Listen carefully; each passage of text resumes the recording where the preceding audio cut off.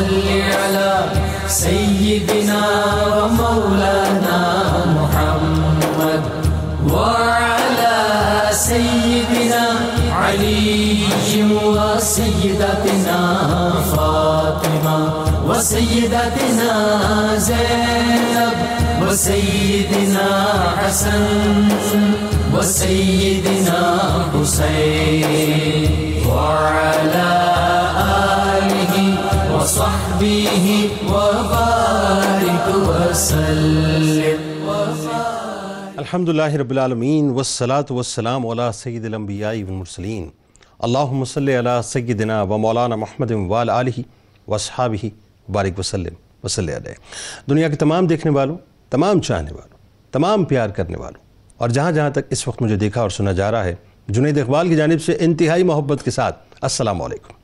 ایک بار پھر ناظرین، میں آپ کو پر نور صبح میں صبح نور کے ساتھ خوش آمدید کہتا ہوں. اور آئیے بلا توقف ہم سب چلتے ہیں حضرت ابو انیس محمد برکت علی علیہ رحمہ کی تالیف اسماء النبی الکریم صلی اللہ علیہ وآلہ وسلم سے رسول اللہ صلی اللہ علیہ وآلہ وسلم کا ایک اسم مبارک پڑھتے بھی ہیں اور سننے کی سعادت بھی حاصل کرتے ہیں. سیدنا امام العاشقین صلی اللہ علیہ وآلہ وسلم، ہمارے سردار عاشقوں کے امام، درود و سلام بھیجے اللہ آپ صلی اللہ علیہ وآلہ وسلم، آپ صلی اللہ علیہ وآلہ وسلم کے آل پاک اور صحابہ کرام رضوان اللہ تعالیٰ علیہم اجمعین پر. حضرت عبداللہ ابن عباس رضی اللہ تعالیٰ عنہما سے آیت ہے کہ جب یہ آیت قُلْ لَا أَسْأَلُكُمْ عَلَيْهِ أَجْرًا إِلَّا الْمَوَدَّةَ فِي الْقُرْبَةِ نازل ہوئی تو صحابہ کرام رضوان اللہ تعالیٰ علیہم اجمعین نے بارگاہ نبوی صلی اللہ علیہ وآلہ وسلم میں عرض کیا کہ یا رسول اللہ صلی اللہ علیہ وآلہ وسلم، آپ کی قرابت کون ہیں جن کی محبت ہم پر واجب ہے؟ تو آپ صلی اللہ علیہ وآلہ وسلم نے فرمایا علی، فاطمہ اور ان کے دو بیٹے حسن و حسین علیہم السلام. جب بات ناظرین اہل بیت اطہار کی محبت کی آ گئی، ان کی مودت کی آ گئی، تو آج بہت توجہ رہے آپ کی اسکرین کی اس طرف آپ موجود ہیں، مجھے یقین ہے آج تذکرہ پاک ہے گلشن زہرا کے اس گل سرسبت کا کہ جنہیں دنیا حضرت امام علی نقی علیہ السلام کے نام سے جانتی ہے، جو ائمہ اہل بیت کی عظیم ترین کہکشاں میں 10ویں امام ہیں. آپ علیہ السلام کا شمار جلیل القدر ائمہ اہل بیت اطہار میں ہوتا ہے. آپ علیہ السلام انتہائی متقی و پارسا اور عبادت و ریاضت کے پیکر تھے. آپ کا اسم گرامی علی، کنیت ابو الحسن اور القاب نقی اور ہادی ہیں. بہت عظیم شخصیت ناظرین، میرے ساتھ رہی ہے، کیونکہ ان کا تذکرہ کرنے کا مطلب یہ ہے کہ بنیادی طور پر ہم یہ بس دعویٰ تو کیا کریں گے صاحب، بس یہ عرض کرنے کی کوشش کرتے ہیں کہ ہم آپ سے محبت کرتے ہیں، کیونکہ ہماری یہ لالچ ہے ناظرین کہ کل بروز محشر یہی نسبتیں اور یہی محبتیں ہمارے کام آئیں گی. آپ کا نام آپ کے جد امجد امیر المومنین حضرت علی کرم اللہ وجہ الکریم کے اسم گرامی پر علی منتخب کیا گیا. آپ کو ابو الحسن ثالث بھی کہا جاتا ہے اور اس کی ایک وجہ ہے. اس کی وجہ یہ ہے کہ آپ سے پہلے حضرت علی کرم اللہ وجہ الکریم اور حضرت امام علی رضا علیہ السلام کی کنیت ابو الحسن ہو چکی ہے. آپ کے والد گرامی سیدنا امام محمد تقی علیہ السلام کا شمار جلیل القدر ائمہ اہل بیت اطہار میں ہوتا ہے، جبکہ آپ کی والدہ ماجدہ سیدہ سمانہ سلام اللہ علیہ انتہائی برگزیدہ خاتون تھی. ناظرین کرام، آپ کی زندگی کی ابتدائی 6 سال میں یعنی آپ کے والد گرامی سیدنا امام محمد تقی علیہ السلام کی سرپرستی میں بسر فرمائے، اور اس کے بعد ہوا یہ کہ جب آپ 6 سال کے ہوئے تو آپ کے والد گرامی امام محمد تقی علیہ السلام کی شہادت ہوئی. شہادت کے بعد امام نقی علیہ السلام نے اپنی زندگی اسلام کی سربلندی کے لیے مکمل طور پہ وقف فرما دی. امام نقی علیہ السلام کی زندگی کی بیشتر راتیں ناظرین سجدے میں گزرا کرتی تھی، یعنی آپ اللہ کی بارگاہ میں سجدہ ریز رہا کرتے تھے. آپ علیہ السلام نے مدینہ منورہ کے قریب ایک سریہ نامی بستی بھی قائم فرمائی تھی، جس میں آپ کا خاندان طویل عرصے تک موجود رہا. اسی مقام پر آپ علیہ السلام درس حدیث کا فریضہ بھی انجام دیا کرتے تھے. آپ کے درس حدیث نبوی صلی اللہ علیہ وآلہ وسلم میں دور دراز علاقوں سے تحصیل علم کے لیے لوگ آپ کی خدمت میں حاضر ہوا کرتے تھے. ابن حجر مکی علیہ رحمہ فرماتے ہیں کہ سیدنا امام علی نقی علیہ السلام کو اہل بیت اطہار کا علم و سخاوت وراثت میں ملا تھا. آپ علیہ السلام انتہائی متقی و پارسا اور عبادت و ریاضت کے مکمل طور پہ پیکر تھے. امام نقی علیہ السلام کی سیرت اور اخلاقی کمالات ناظرین وہی تھے جو اس سلسلہ عصمت کے ہر فرد کے اپنے اپنے دور میں امتیازی طور پر مشاہدے میں آتے رہے ہیں. قید خانے اور نظر بندی میں کا عالم ہو یا آزادی کا زمانہ ہو ناظرین، ہر وقت اور ہر حال میں یاد الہی، عبادات، مخلوق خدا سے استغنا اور ثابت قدمی، صبر و استقلال، مصائب کے ہجوم میں بھی ماتھے پر شکن کا نہ ہونا، دشمنوں کے ساتھ بھی حلم و مروت سے کام لینا، محتاجوں کے کام آنا، ضرورت مندوں کی امداد کرنا، امام علی نقی علیہ السلام کے نمایاں اوصاف حمیدہ تھے ناظرین۔ قید خانے کے زمانے میں بھی جہاں آپ رہتے تھے، آپ مصلی کے سامنے ناظرین ایک قبر جو ہے اس کو کھدوا کے رکھتے تھے۔ دیکھیے بات یہ ہے، ہم تو بنیادی طور پہ دنیا کے اندر کھوئے ہوئے لوگ ہیں ناظرین، اس کے اندر غرق لوگ ہیں، لیکن جو اہل بیت کے گھرانہ ہے ناظرین، وہ گھرانہ ہی بڑا عجیب ہے، بڑا خوبصورت، بڑا حسین گھرانہ۔ یعنی آپ عبادت کے وقت بھی نمازیں ادا کرتے ہوئے بھی قبر جو ہے کھدوا کے رکھتے تھے، تو لوگوں نے آپ سے پوچھا، لوگ دہشت میں مبتلا ہوتے، حیرت میں مبتلا ہوتے، آپ سے پوچھتے ہیں کہ آپ کیا کرتے ہیں، تو آپ فرماتے ہیں کہ میں اپنے دل میں موت کے خیال کو قائم رکھنا چاہتا ہوں، میں چاہتا ہوں کہ ہر وقت میری قبر میری نگاہوں کے سامنے رہے ناظرین۔ یہ آپ کا معیار ہے۔ حضرت امام علی نقی علیہ السلام وہ شخصیت ناظرین کہ جنہوں نے سب سے زیادہ عباسی حکمرانوں کے ادوار دیکھے، آپ پر ظلم و ستم کی انتہا کی گئی، خاص طور پر جو متوکل عباسی تھا ناظرین، اس نے تو حد ہی کر دی تھی، اور اس کے بعد ظاہر ایک وقت ایسا آتا ہے کہ آپ کی شہادت بھی ہوئی۔ اللہم صلی علی سیدنا و مولانا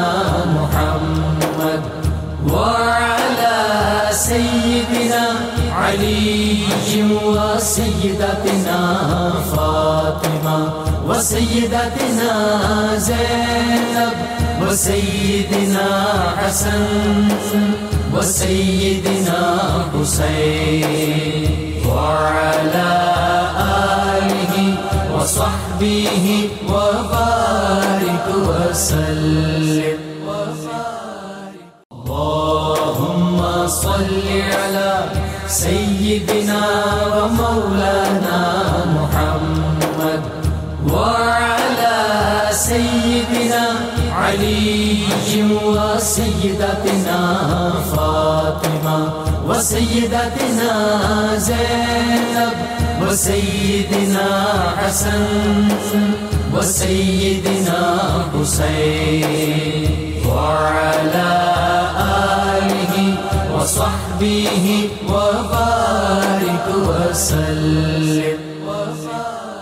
صاحب آپ سے بات کا آغاز کرتے ہیں، ایک ایسی ہستی ظاہر ہے، میں دل تو میرا بڑا کر رہا تھا کہ میں بڑا اس پہ کلام کروں، کہ جتنا بغض اہل بیت اطہار کے حوالے سے اور خاص طور پہ جتنے ادوار آپ نے دیکھے، یعنی بغض بھی آپ نے اس شدت کا دیکھا، نفرتیں بھی اس شدت کی دیکھی۔ سب سے پہلے آپ کے شخصی تعارف اور خاندانی فضیلت کے حوالے سے بات کرتے ہیں۔ بسم اللہ الرحمن الرحیم۔ خون خیر الرسل سے ہے جن کا خمیر، ان کی بے لوث طینت پہ لاکھوں سلام۔ اللہ اللہ اللہ۔ تیری نسل پاک میں ہے بچہ بچہ نور کا، تو ہے عین نور، تیرا سب گھرانہ نور کا۔ آپ نے بڑا خوبصورت الفاظ میں حضرت امام علی نقی کا تذکرہ جاں فضا کیا۔ جزاک اللہ۔ امام علی نقی امام محمد تقی کے فرزند جلیل ہیں، اور آپ کی والدہ محترمہ حضرت سمانہ بڑی متقیہ، پرہیزگار، برگزیدہ خاتون، ابتدائی طور پر کنیز تھیں حضرت امام محمد تقی کی۔ آپ نے انہیں آزاد کیا، پھر ان سے نکاح فرمایا۔ ان کی ساری تربیت، تہذیب اخلاق اور باطنی ارتقاء امام محمد تقی کی نگاہ سے ہوا۔ انہی خاتون کے صدف پاک سے حضرت امام علی نقی کا تولد ہوا۔ سبحان اللہ۔ اس سے ایک نقطہ قدرت نے یہ سمجھایا کہ اللہ تعالیٰ نے ضروری نہیں کہ کسی بڑی کاسٹ کے اندر آپ کے نسل کی طہارت اور نسل کی کامیابی رکھی ہو۔ اللہ تعالیٰ جس کو چاہتا ہے اپنے فضل سے چن لیتا ہے۔ اللہ اللہ۔ امام محمد تقی کی اس اہلیہ محترمہ کو چنا گیا، اللہ، اور ان کے صدف سے امام علی نقی جیسا در پاک پیدا ہوا۔ سبحان اللہ سبحان۔ اس سے ہماری سوسائٹی میں رشتے کرتے ہوئے یہی بات مد نظر رکھنی چاہیے کہ تقوی و طہارت اور پاکیزہ اخلاق اور سیرت و کردار کے پیش نظر رشتوں کا انتخاب ہو تو پھر اولاد ایسی ہی پاکیزہ اور صالح پیدا ہو۔ خود حضرت امام علی نقی نے یہ فرمایا ہے کہ میری والدہ ماجدہ کو شیطان کبھی بھی زندگی میں ایک مرتبہ بھی کسی موقع پر پھسلا یا بہکا نہیں سکا۔ آپ کبھی شیطان کے دام فریب میں نہیں آئیں، یہ آپ کی باطنی تطہیر کا عالم تھا۔ حضرت امام علی نقی ابھی 5 یا 6 برس کے تھے کہ والد گرامی تشریف لے گئے۔ تو امام علی نقی کی اب تربیت قدرت نے خود فرمائی، ان کے قلب و ذہن کے اندر علوم القاء فرمائے، لیکن اس مختصر دور میں جو اپنے والد گرامی کے پاس آپ نے گزارا، اس میں بھی فضان نظر کا عالم یہ تھا کہ آپ علوم باطنی سے سرشار ہو گئے۔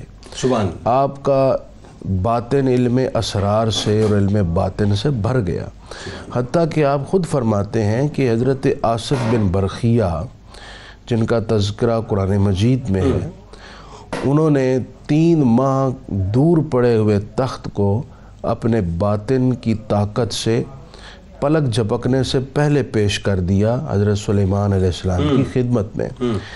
ان کو علم کا 1 درجہ دیا گیا اور مجھے اللہ تعالیٰ نے علم کے 72 درجے عطا فرمائے۔ اللہ اکبر، جس کے پاس علم کا 1 درجہ ہے، اللہ اللہ اللہ، اس کی باطنی قوت، اس کی ذہن کی رسائی، اللہ، اس کی فکر کی پرواز کا یہ عالم ہے، اور اس کی نگاہ کی جولانیاں ایسی ہیں اللہ اللہ، جس کو علم کے 72 درجات سینے میں بھرپور کر دیے گئے، اس کی پھر باطنی فکر اور اس کی نگاہ کی سرفرازی کا کیا عالم۔ اللہ اللہ اللہ۔ حضرت امام علی نقی اس حوالے سے بھی بڑے ممتاز ہیں کہ آپ کو نہ صرف اہل بیت اعظام کے علم، ایثار اور سخاوت کا وارث بنایا گیا، بلکہ آپ اہل بیت اعظام کی جو صبر و استقامت والی خصوصی شان تھی، اس کے بھی مظہر کامل، سبحان اللہ، اور اس کے بھی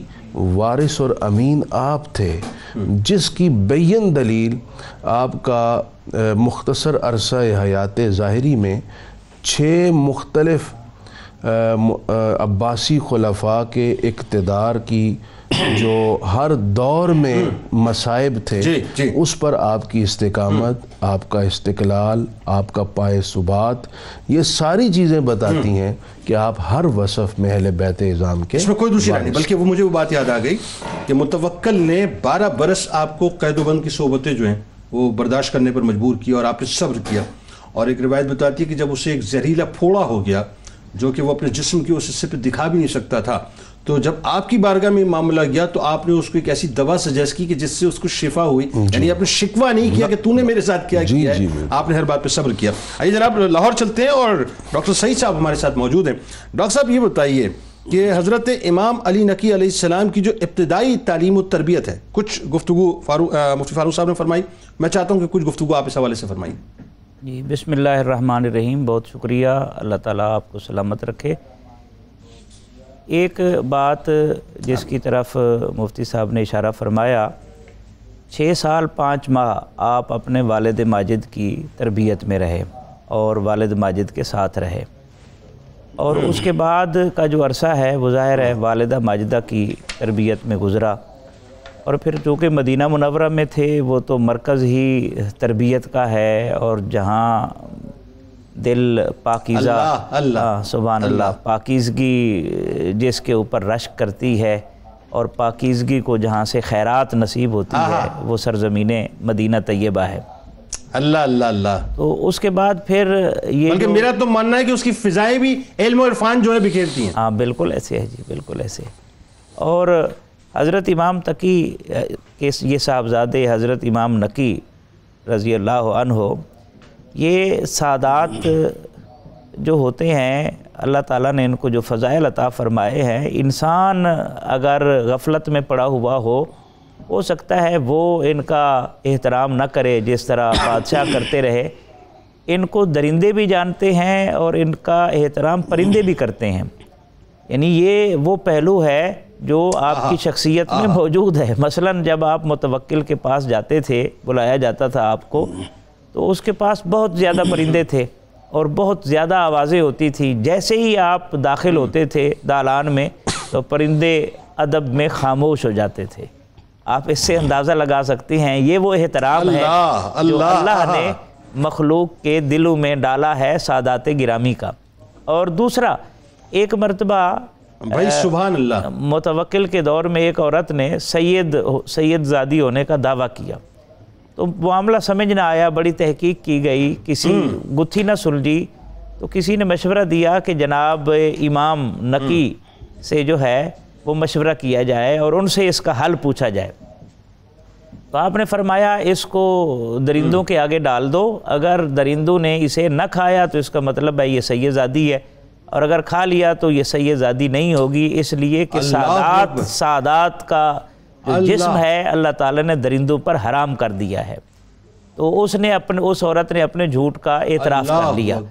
اور پھر حضرت امام علی نقی کو کچھ شرارتی لوگوں نے مشورہ دیا تو آپ کے اوپر درندے چھوڑے گئے، تو بجائے اس کے کہ وہ نقصان پہنچاتے وہ آپ کے قدموں کو بوسہ دینے لگے.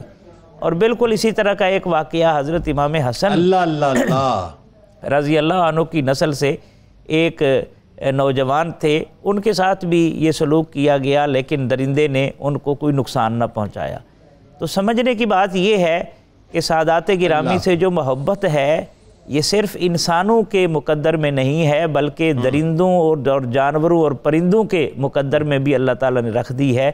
یہ تو نصیب کی بات ہے، جس کے دل میں اہل بیت کی محبت ہے وہ در حقیقت کامیابی کی کشتی کے اوپر سوار ہے اور نجات پا جائے گا، اور جو ایسا نہیں ہے یقیناً وہ بد نصیب ہے، اس لیے کہ اہل بیت کی محبت کے بغیر ایمان کی تکمیل نہیں ہو سکتی.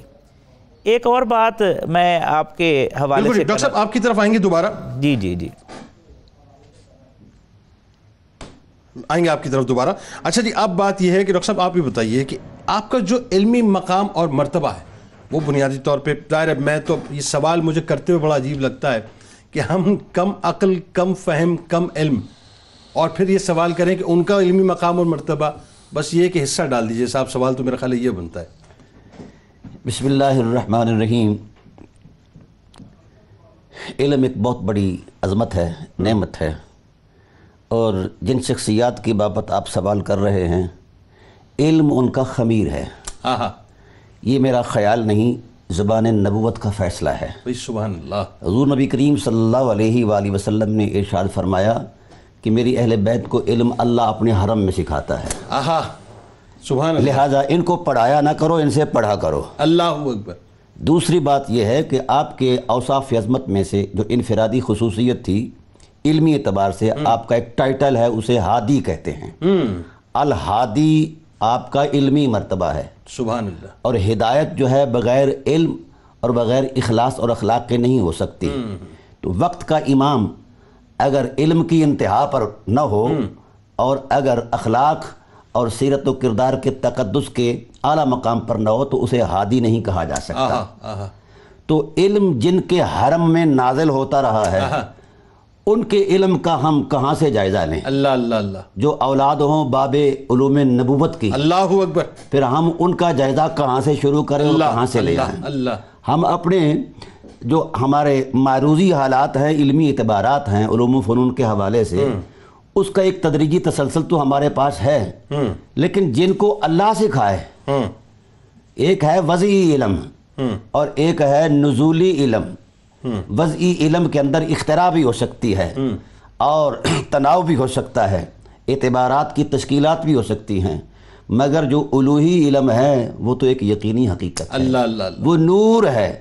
اللہ نے، رسول پاک صلی اللہ علیہ وسلم نے ارشاد فرمایا کہ اللہ نے میرے اہل بیت کے قلوب کو علم کا مخزن بنایا ہے. سبحان اللہ. یہ خود منابع علم ہیں. سبحان اللہ. منابع علم ہیں. اور حضور نبی کریم اور میں حیرت ہے اپنا جنید بھائی، ہر صاحب علم کا جو تصدیقی سرٹیفکیٹ ہے وہ ادارے پیش کرتے ہیں، ادارے دیتے ہیں اور علماء اس کا جائزہ لیتے ہیں. بالکل ٹھیک ہے. سلام ہو اس علم کو جس کا سرٹیفکیٹ امام الانبیاء دے رہے ہیں. سبحان اللہ. تو پھر اس طرح کے اعتبارات کا ہم جائزہ کہاں سے شروع کریں اور کہاں تک؟ تو علل اطلاق جتنے علوم اس وقت مروج تھے، جتنے علوم اس وقت ضرورت تھی، اللہ تعالیٰ کی ذات نے اس الوہی عظمت کے ساتھ سب نعمتیں جناب امام علی نقی علیہ السلام کے دامن میں رکھی ہوئی تھی۔ یہ خدائے ذوالجلال کی طرف سے ایک ودیت کردہ نعمت ہے، چونکہ علم ان کا خمیر ہے، یہ میں نے پہلے عرض کیا تھا۔ اچھا، علم ظاہری اور علم باطنی ہاں، دونوں ہی میں آپ کمال پہ، اوج کمال پہ؟ وہ یہاں مجھے مولانا روم علیہ رحمہ کا ایک شعر یاد آ گیا، وہ کہتے ہیں کہ علم ظاہر ہم چو مسکا، علم باطن ہم چو شیر، کہ ببت بے شیر و مسکا، کہ ببت بے پیر و پیر۔ علم ظاہر یہ دودھ ہے اور علم باطن مکھن ہے، بغیر دودھ کے مکھن نہیں آ سکتا، اور بغیر ہدایت کے ہادی نہیں بن سکتا، بغیر پیر کے پیر بھی نہیں بن سکتا۔ تو جن کو منصب امامت دیا جاتا ہے، یہ ٹائٹل نہیں، ایک منصب ہے امامت کا، ایک دورانیہ ہے عظمت کا، سبحان اللہ، اور یہ اللہ تعالیٰ کی طرف سے ذمہ داریاں ہیں اور اعتماد ہے خدا کا۔ سبحان اللہ۔ ہم نے تو امامت کا ٹائٹل جو ہے اپنی علمی اعتبارات سے اپنے خیال کی دنیا میں تجزیے کیے ہوئے ہیں کہ جن کو اللہ امام منتخب کرتا ہے، منصب امامت ایک منصب ہے، اس وقت تک نہیں کرتا جب تک کہ اللہ تعالیٰ اس کو اوج کمال عطا نہیں کرتا علم کی دنیا کے اندر، اخلاق اور اخلاص کی عظمت کے اندر۔ تو اس اعتبار سے اللہ تعالیٰ کی ذات نے ہادی کائنات بنایا ہے انہیں۔ یہ جغرافیہ یہی نہیں کہ متوکل کی حد تک وہ جغرافیہ رہا، امام وقت جو ہوتا ہے وہ پوری کائنات کا ذمہ دار ہوتا ہے۔ امامت ایک منصب ہے، ایک اعتبار ہے، اور ایک اعتماد ہے، اور یہ الوہی اعتبار ہے اور نبوی اعتماد ہے۔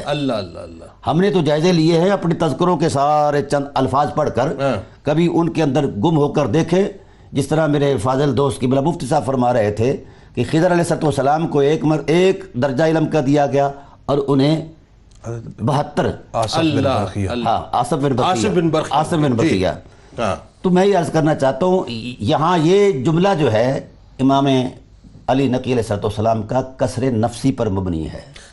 72 علوم نہیں، 72,000 علوم دیے گئے۔ بے شک، اس میں کوئی دوسری رائے۔ اچھا، اب مفتی صاحب ایک بات بتائیے کہ یہ جو سلسلہ مولا کائنات مولا علی کرم اللہ وجہ الکریم کے بغض سے شروع ہوتا ہے، پھر ہم دیکھتے ہیں کہ کربلا بپا ہوتی ہے، اس کے بعد ائمہ اہل بیت اطہار میں جو یہ سلسلہ منتقل ہوتے ہوتے، یعنی جتنی بھی کرسی والے آئے، جتنے بھی حکمران آئے، ان کو ائمہ اہل بیت کبھی بھی ہضم نہیں ہوئے اور وہ ہمیشہ خوف میں مبتلا رہے۔ اور یہ پھر ہمیں خاص طور پہ حضرت امام علی نقی علیہ السلام کا جو ہے معاملہ ان کی زندگی میں نظر آتا ہے کہ کئی ادوار آپ نے دیکھے حکمرانوں کے، بعضی حکمرانوں کے، خاص طور پہ متوکل نے جو ہے وہ آپ پر بہت ظلم و زیادتی کی۔ وہ ایک جملہ جو سیدی صاحب نے فرمایا کہ جن کو دیکھ کر پرندے خاموش ہو جایا کرتے تھے، متوکل ہی کے دربار میں متوکل جو ان پر ظلم کرتا تھا۔ کیا وجہ؟ جنید بھائی، ہر دور میں اہل اقتدار کو سب سے زیادہ جس قوت سے خطرہ رہا ہے وہ اہل دین ہے یا علوم نبویہ کے وارث ہیں، کیونکہ ان کی حکمرانی لوگوں کے دلوں پر ہوتی ہے۔ اور اہل اقتدار کے سامنے جو سر جھکتے ہیں وہ محض وقتی ہوتا ہے، جب وہ وقت نکلتا ہے وہ سر اٹھ جاتے ہیں، ان میں دلوں کے اندر کوئی چاہت نہیں ہوتی، وہاں مر مٹنے کا کوئی جذبہ کار فرمان نہیں ہوتا۔ جبکہ ائمہ اہل بیت یا اولیاء اللہ ہیں یا ایسے علوم نبویہ کے ورثاء ہیں، ان کی محبت لوگوں کے دلوں میں جاگزی ہوتی ہے اور یہ ایسی جگہ بنا لیتی ہے کہ وقت آنے پر لوگ اپنی جانیں ہتھیلیوں پر رکھ کر پیش کر دیتے ہیں۔ اور یہ بات آج دنیا کو سمجھنی چاہیے کہ آج جب ناموس رسالت پر بات ہوتی ہے تو پوری دنیا میں مسلمان سر پر کفن باندھ کر نکل آتے ہیں، اس لیے کہ ان کی محبت ان کے دلوں میں راسخ ہے نبی اکرم رحمت عالم صلی اللہ علیہ وسلم کی، وہ اس پر کمپرومائز کر نہیں سکتے۔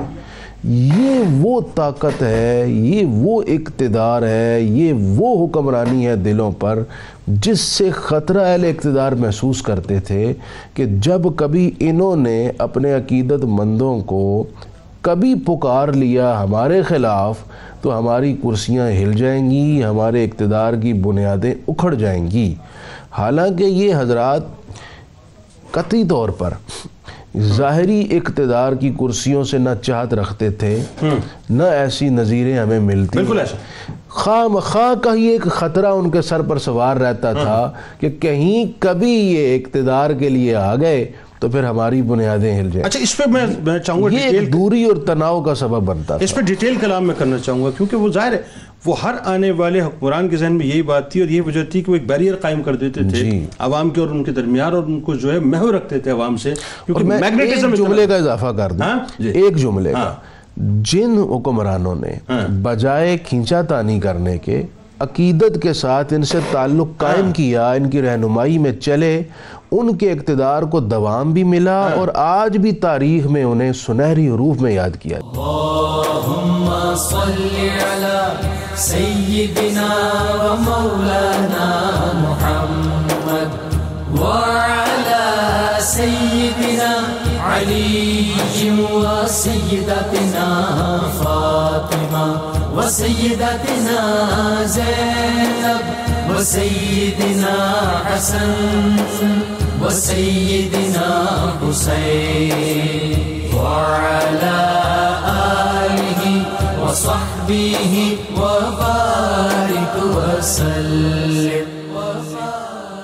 اللہم صلی علی سیدنا و مولانا محمد وعلی سیدنا علی و سیدتنا فاطمہ و سیدتنا زینب و سیدنا حسن و سیدنا حسین وعلی آلہ وصحبہ وبارک وسلم۔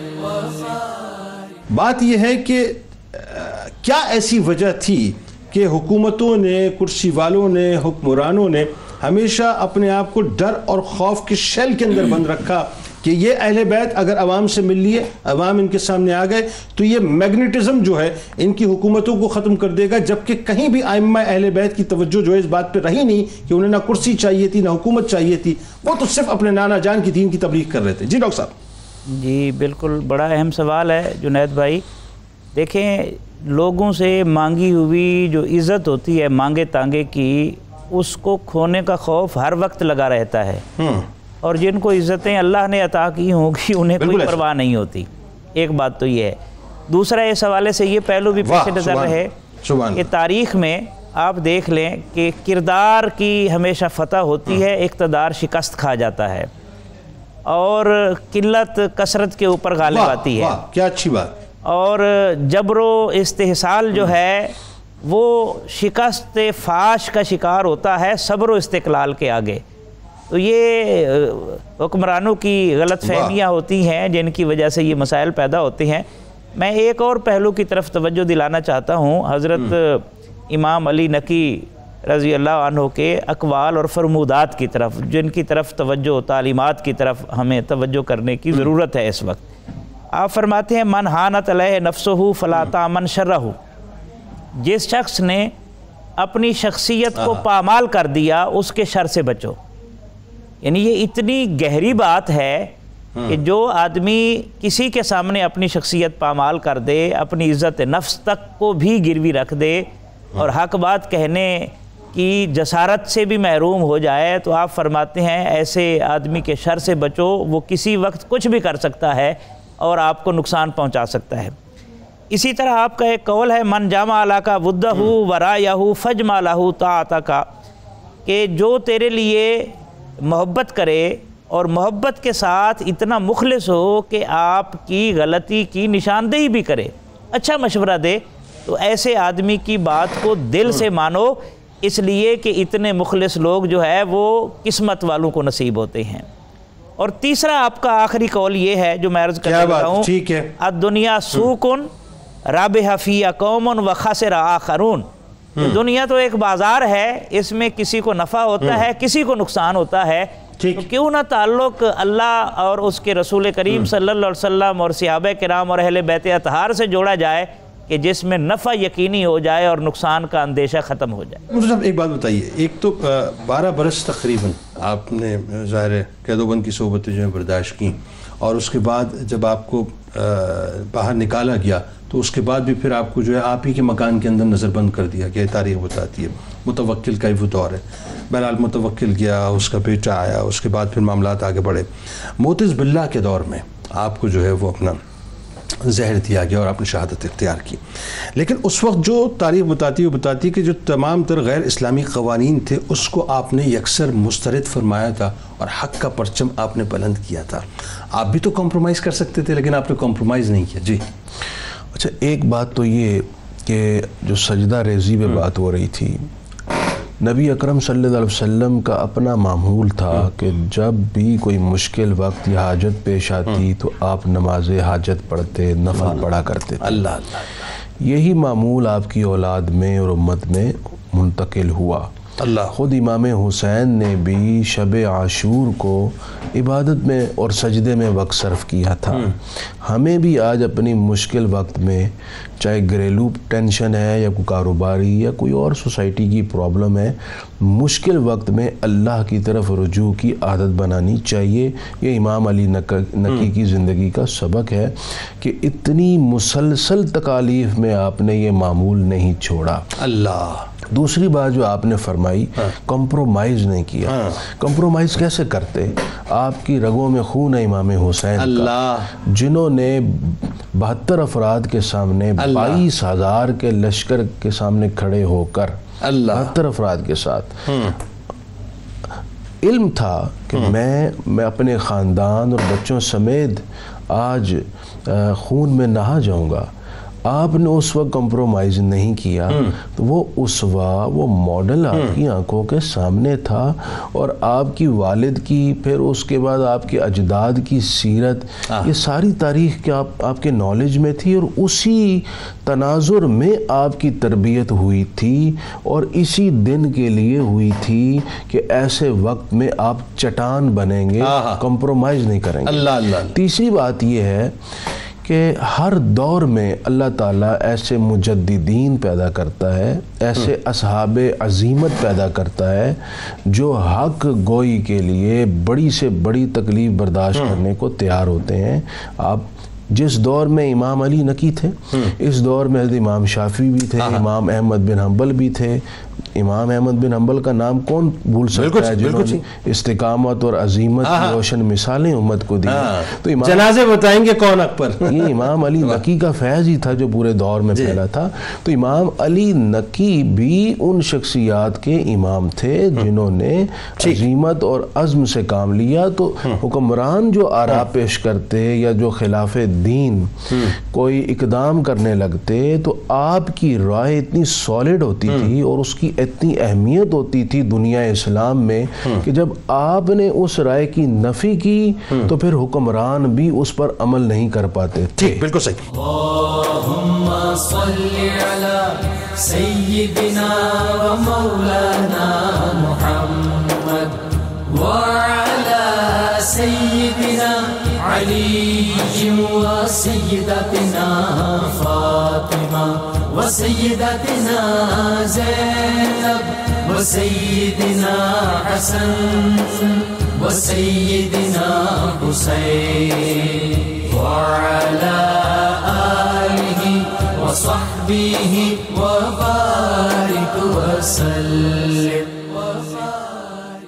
اللہم صلی علی سیدنا و مولانا محمد وعلی سیدنا علی و سیدتنا فاطمہ و سیدتنا زینب و سیدنا حسن و سیدنا حسین وعلی آلہ و صحبہ و بارک وسلم۔ آپ دونوں احباب کا، ڈاکٹر صاحب آپ کا بہت شکریہ، آپ تشریف لائے۔ ناظرین اکرام، جاتے جاتے بس ایک چھوٹی سی بات عرض کرنا چاہتا ہوں۔ جب میں امام علی نقی علیہ السلام کو پڑھتا ہوں یا میں ائمہ اہل بیت اطہار کو پڑھتا ہوں، ناظرین، وہاں پر مجھے صرف ایک بات نظر آتی ہے، اور وہ بات یہ نظر آتی ہے आप पूरी तारीख़ उठा के देख लीजिए, पूरी तारीख़ उठा के देख लीजिए, जितने आइम्मा गुज़रे नाज़रीन, जो नुफूस क़ुद्सियाँ हैं, उन्होंने कहीं भी रुख़सत का रास्ता इख्तियार नहीं किया, हमेशा अज़ीमत का रास्ता इख्तियार किया। आपने कॉम्प्रोमाइज़ नहीं किया, जिस तरह से इमाम अली नकी अलैहिस्सलाम ने कॉम्प्रोमाइज़ नहीं किया नाज़रीन। और कॉम्प्रोमाइज़ भी कैसे करते साहब, इमाम थे, आम नहीं थे। आम होते तो रुख़सत का रास्ता इख्तियार कर जाते, चूँकि इमाम थे इसलिए अज़ीमत का रास्ता इख्तियार किया। हम मसला ये नाज़रीन कि आज गुफ्तगू तो बहुत करते हैं, जो कुरान है ना मेरे दिल में, मैं उसका इजहार आज करना चाहता हूँ। पता नहीं क्यों मुझे लगता है कि मुझे बात करनी चाहिए। हम गुफ्तगू तो बहुत करते हैं साहब, फ़ज़ाइल तो बहुत बयान करते हैं, मनाकिब तो बहुत बयान करते हैं, लेकिन अगर मिन हैसुल मजमूई अपने आप को देखें, मिन हैसुल कौम देख लीजिए या मिन हैसुल मिल्लत देख लीजिए नाज़रीन, या आप अपने आप को पूरी दुनिया की सतह पर देख लीजिए, 57 इस्लामी ममालिक हैं, यकीन मानिए नाज़रीन, हमें सिवाय अफसोस के और कुछ नहीं होता। कश्मीर जल रहा है, फ़लस्तीन जल रहा है, शाम जल रहा है, रोहिंग्या जल रहा है, पूरी दुनिया के अंदर मुसलमानों को काटा जा रहा है और मारा जा रहा है। हम सब ने रुख़सत के रास्ते इख्तियार कर लिए हैं। कोई एक हो जो इमाम के रुकू शिफा पे चले और अज़ीमत का रास्ता इख्तियार करें। आइए जनाब, आपको लिए चलते हैं किताब शिफा की जानिब। हर किस्म की परेशानी दूर करने का अमल। फरमान नबवी सल्लल्लाहु अलैहि वसल्लम कि जो शख्स कसरत के साथ या हय्यु या क़य्यूम बिरहमतिका अस्तगीसु का विर्द करता है, वो हर किस्म की परेशानी से महफूज रहता है। सैयदना इमाम हुसैन अलैहिस्सलाम का कौल मुबारक है कि जो शख्स किसी मोमिन के कर्ब व गम को दूर करे, बड़ी कमाल बात है, जो शख्स किसी मोमिन के कर्ब व गम को दूर करे, अल्लाह तबारक व तआला उसके दुनिया और आखिरत के गम व अंदोह को दूर कर देगा। जी हाफिज़ साहब। सलाम हो, सलाम हो, सलाम हो, सलाम हो, सलाम हो, सलाम हो, अली नकी सलाम हो, सलाम हो, सलाम हो, सलाम हो, सलाम हो, नबी के माहताब दीन की रोशनी सलाम हो, नबी के माहताब दीन की रोशनी सलाम हो, सलाम हो, सलाम हो, सलाम हो, सलाम हो, सलाम हो, सलाम हो, सलाम हो, सलाम हो। अली के फैज़ के अमीर हो बिल-यक़ीन अली नकी,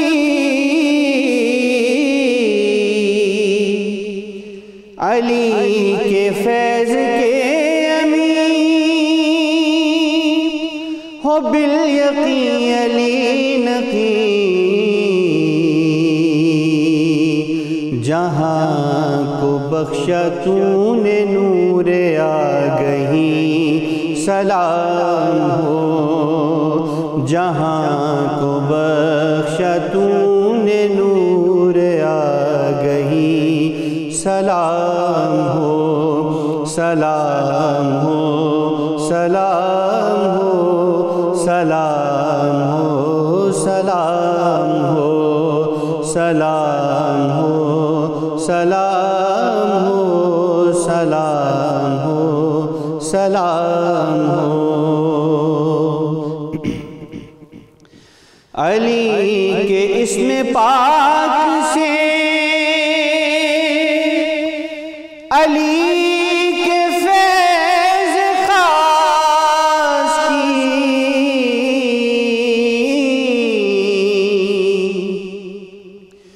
अली के इस्म पाक से अली के फैज़ खास की, ज़िया जहाँ को तूने दी, ज़िया जहाँ को तूने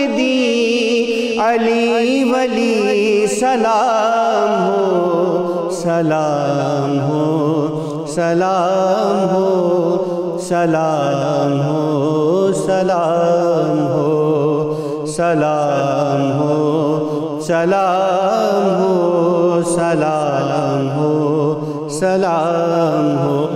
सल्ली अला सय्यिदिना व मौलाना मुहम्मद व अला सय्यिदिना अली व सय्यिदातिना फातिमा व सय्यिदातिना ज़ैनब व सय्यिदिना हसन व सय्यिदिना हुसैन